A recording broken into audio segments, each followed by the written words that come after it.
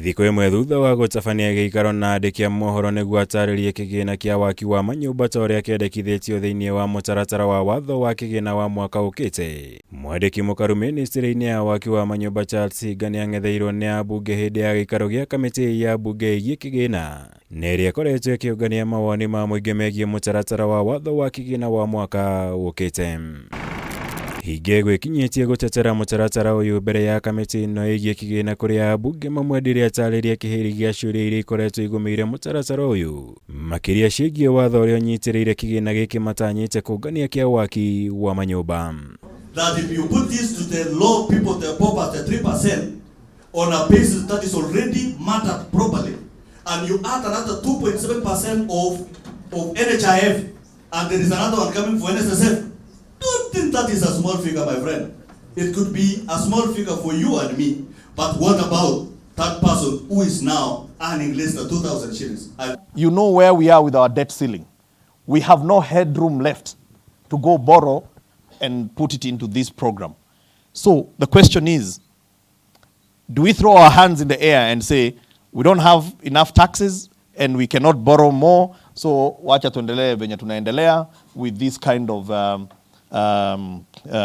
no houses that are coming up in Kenya? And the answer is no. Agitetera kigina giki Hinga ugite gigukorwo na uguni munene kuri aruti wira ingi kuona kigina kiria marirutaga mariongagiriirwo takio ni aria mandikite na iguru ria uguo thirikari ni kweheria mamwe ma magoti kuri aruti wira undu uria bunge aya matianirie ta gukorwo tai watho-ini.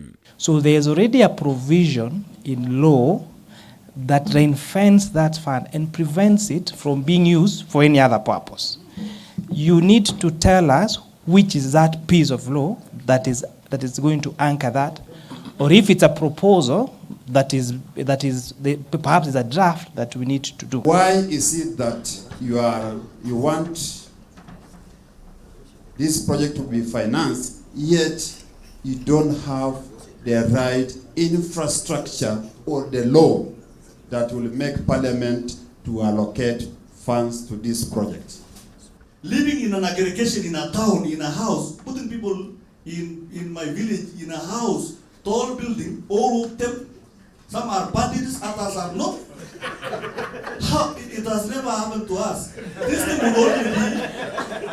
thing will only be applicable to Nairobi, to Nakuru, to these places where people have migrated to. It is not applying in our rural areas. Give us an alternative. Give us an alternative for rural constituencies. Ambunge aningi nimendire Hinga ataririe kiria gitumite mage gutua kigina giki kirutagwo ni mwiyenderi makiria na thengia wa gukorwo ahinyiriirie atiritire ikoragwo riri igoti kuona ni imwe ya njira cia kuingithia na thirikari indi ambunge mahinyiririe mubango uyu ndungikinyanira kuona ndwiciritio na njira njega. A teacher in my constituency in Mariko Primary School has his own house and he has shares in Mariko Teacher Sacco, Poresha. Why do you want to force him to contribute? This program is totally unpopular with Wanjiku that you want to serve and better. Ihinda-ini riu kambuni cia tumario nacio ni ciakinyirie mbere ya kamiti no kuheana mawoni macio megie magoti maria igathikirwo kuria ciugite wona maga gutabanirio mogaruruku kambuni nyingi igathingiririo kuhinga na guthamira mabururi mangi kuona magoti maya megukorwo maciuragite na mathararie wigithia wa tumari. Ngirivotera Kameme TV jitagwo Mwaura wagunya.